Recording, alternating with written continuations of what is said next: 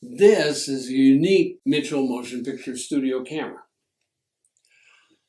Most Mitchell cameras were government cameras and never worked the movies.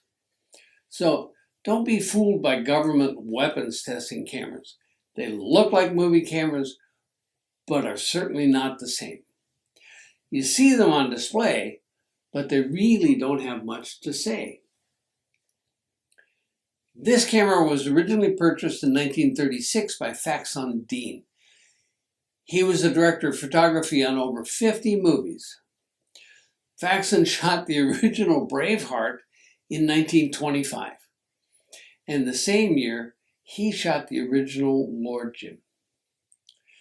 Now, he recognized a shortage of cameras at all of the Hollywood motion picture studios at the height of the Depression, and at enormous risk to himself, he started the first modern movie camera rental business in Hollywood. This camera worked at all of the famous studios and worked hundreds of movies. If this camera could talk, it certainly would have lots of stories to tell. This is Mitchell camera serial number NC73. It's quite rare in that it still has all matching serial numbers. Like a classic car, it's important that all the parts are still original.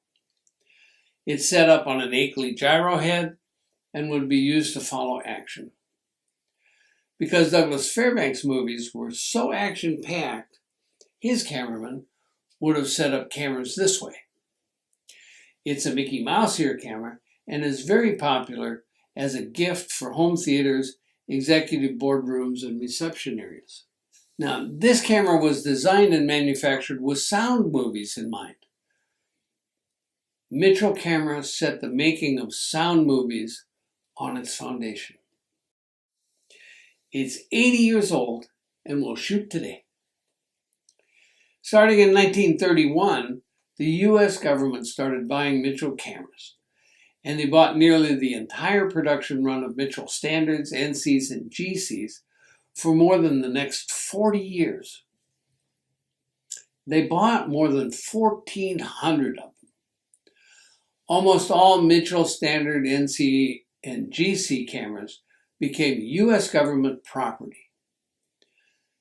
Mitchell became almost exclusively a government camera supplier after 1931.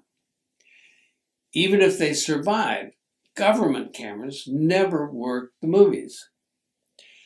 This camera worked in the motion picture industry for its entire life.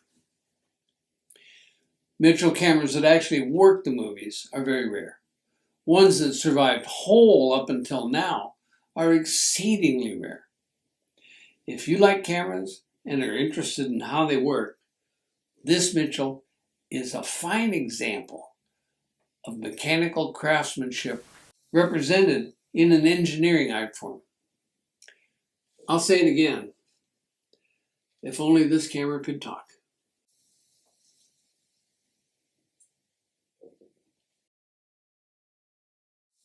This is how to build a Mitchell NC.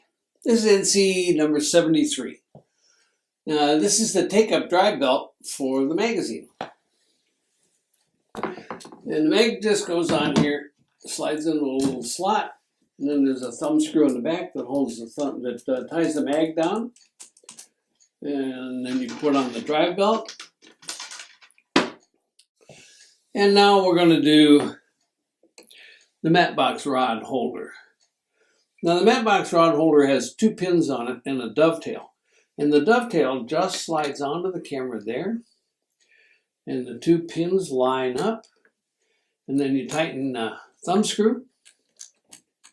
Same kind of thumb screw that holds the magazine on and holds the matte box rods.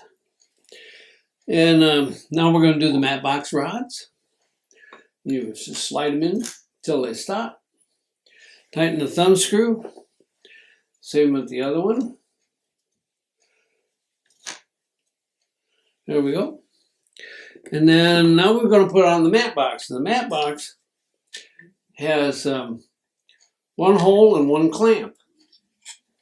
And you just slide the hole onto the left matte box rod, And slide the matte box on and tighten the thumb screw.